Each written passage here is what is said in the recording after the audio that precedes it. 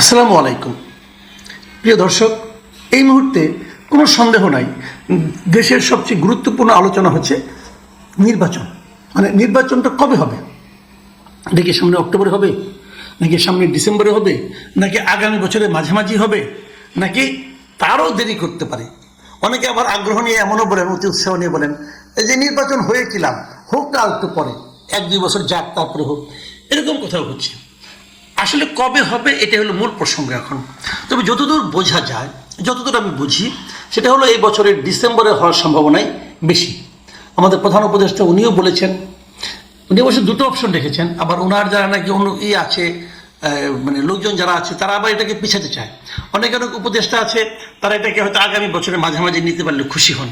এরকম নানা বিষয় কিন্তু এখানে কাজ করছে। কিন্তু আমি যতটুকু বুঝি, নির্বাচন এবছরের ডিসেম্বরের মধ্যেই হবে, অথবা ডিসেম্বরেই হবে।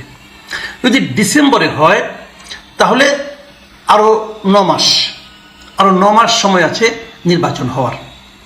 নির্বাচনে কোন কোন দল অংশ নেবে এটা নিয়েও বিস্তর আলোচনা। বিএনপি অংশ নেবে, এটা আমরা জানি। জামাতে ইসলাম অংশ নেবে, সেটাও আমরা জানি। আর এর বাইরে বিএনপির যে জোটবদ্ধ হয়ে তাদের সঙ্গে আরও কিছু লোক, আরও কিছু দল, ছোট ছোট দল, তারা অংশ নিতে পারে। ইসলামপন্থী দলগুলো একত্র হতে পারে, আবার নাও হতে পারে। এবি পার্টি একটা বড় দল, তারাও অংশ নেবে। এরকম দল আছে অনেকগুলো। আরেকটা নতুন দল যেটা সবচেয়ে আলোচিত এই মুহূর্তে, সেটা হলো জাতীয় নাগরিক পার্টি, তারাও অংশ নেবে। প্রশ্ন হচ্ছে, জামাত ইসলাম যে অংশ নেবে, তারা কি দলীয়ভাবে অংশ নিতে পারবে? এখন পর্যন্ত পারবে না, কারণ তাদের নিবন্ধন যে বাতিল হয়েছিল, সেই নিবন্ধনটা কিন্তু এখনো বাতিল অবস্থায়। তারা অবশ্য আপিল করেছে, আপিলের রায় পেলে হয়তো তারা পেয়ে যাবে। সম্ভাবনা তারা আপিলে তারা জিতবে, কারণ এখন তো যে আপিল করবেন সেই আপিলেই অনেকেই জিতছে, আমরা দেখতে পাচ্ছি। ওনারাও জিতবেন। এবং আমি তো মনে করি ওনাদের নিবন্ধন বাতিলটাই অনিয়মের মাধ্যমে হয়েছিল। তো যদি ওনারা নিবন্ধনটা পেয়ে যান, তাহলে দাঁড়িপাল্লা ওনারা পাবেন। নতুন যে ছাত্র সংগঠন, ছাত্রদের যে সংগঠনটা, তরুণদের যে সংগঠনটা হলো, তারা কিন্তু এখন নিবন্ধনের জন্য আবেদনই করেনি। তো আবেদন করতে গেলে কি কি লাগবে দেখুন, আমি আপনাকে কিছু একটা ধারণা দিই, তাহলে আপনি বুঝতে পারবেন। কিছু কিছু দলিলপত্র জমা দিতে হয়। তার মধ্যে একটা হলো গঠনতন্ত্র, যেটা এই দলে এখন পর্যন্ত করেছে বলে আমরা জানি না। তারপর দলীয় ইশতেহার, যদি নির্বাচনী ইশতেহার থাকে সেটা জমা দিতে হবে। যদি দলের লোগো থাকে, পতাকা থাকে, সেগুলি জমা দিতে হবে। তবে নির্বাহী কমিটির সকলের নাম এবং পদবি সহ দিতে হবে। আর যেটা দিতে হবে, আমি যে কারণে আজকে আলোচনাটা করতেছি, সেটা হলো দলের নামে যে ব্যাংক অ্যাকাউন্ট আছে, সেই অ্যাকাউন্টের নাম্বার জমা দিতে হবে এবং ব্যাংকের নাম জমা দিতে হবে। দলের নাম এবং ব্যাংকের নাম এবং ব্যাংকের অ্যাকাউন্ট,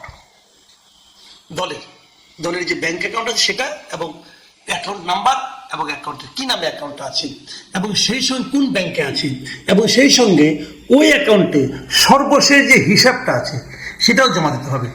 তার সঙ্গে দলের তহবিল যেটা হয়েছে, যারা ওখানে জমা হয়েছে, যে টাকাটা জমা আছে, এবং এর বাইরেও যদি কোনো তহবিল থাকে, যদি এর বাইরেও কোনো সম্পদ থাকে দলের, সেই তালিকাটা ওখানে দিতে হবে।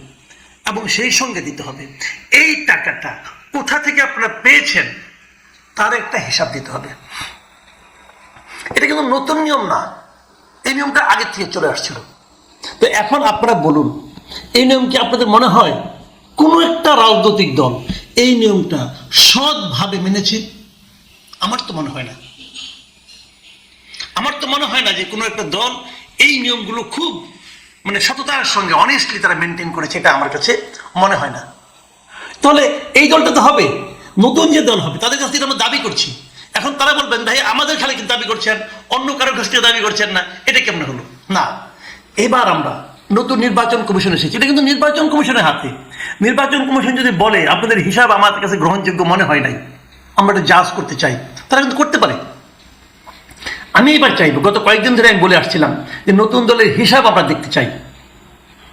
নতুন দল কোথেকে টাকা পাচ্ছে এটা আমরা জানতে চাই। ভয়ঙ্কর একটা কথা বলেছেন নাহিদ ইসলাম সাহেব, যে ওনারা হিসাব দিতে চান না, কারণ যদি অনেকে যারা দিয়েছেন টাকা, যদি তাদের নিরাপত্তা বিঘ্নিত হয়।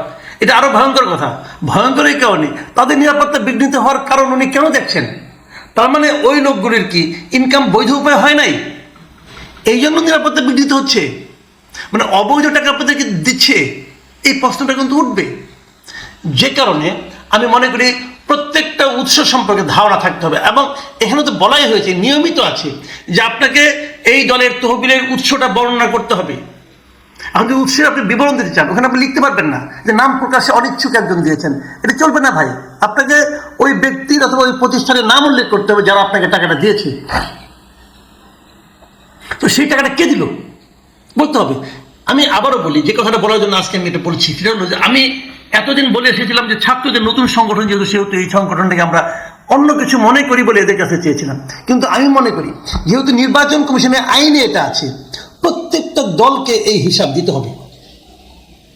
প্রত্যেকটা দলকে ওই আগে যেভাবে দিতে দায় সরা গেছে ওইভাবে নয়, একদম ডিটেল হিসাব দেওয়া দরকার এবং সেই হিসাব পাবলিক করতে হবে। নির্বাচন কমিশনের ওয়েবসাইটে সেই হিসাব আমরা সাধারণ মানুষ দেখতে চাই।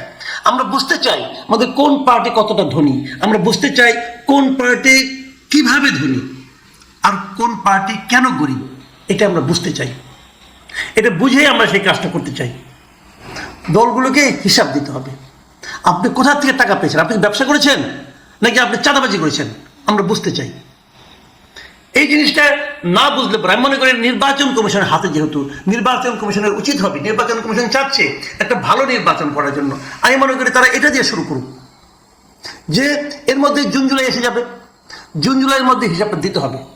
আর 3 মাস, 3 মাসের মধ্যে প্রত্যেকটা হিসাবকে ওনারা প্রয়োজনে সিএ ফার্ম দ্বারা চেক করাবেন, দুদককে দিয়ে চেক করাবেন যে হিসাব ঠিক আছে কিনা। যাদের হিসাবে গরমিল পাবেন তাদের নির্বাচনে অযোগ্য ঘোষণা করবেন। পারবেন এটা করতে? যদি এটা করতে পারেন তাহলেই বুঝবো যে এই নির্বাচন কমিশন ভালো কিছু করতে চায়, নতুবা সেই গড্ডালিকে প্রবাহিতরা গা ভাসাতে চায়। এবং আমি পলিটিক্যাল পার্টিগুলিকে বলবো, আপনাদের যত অর্থের যত উৎস আছে সেই উৎসকে আপনারা ট্রান্সপারেন্ট করেন, আপনাদের নিজস্ব ওয়েবসাইটে জনগণের সামনে ওপেন করে দেন, বলে দেন আমরা টাকাটা এভাবে পেয়েছি।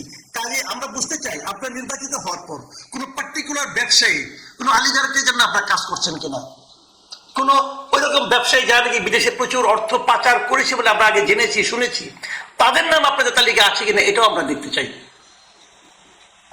কাজেই ট্রান্সপারেন্সি মূল বিষয়। সে ট্রান্সপারেন্ট হন, জনগণের আস্থা অর্জন করুন, তারপরে আপনারা নির্বাচনে আসেন।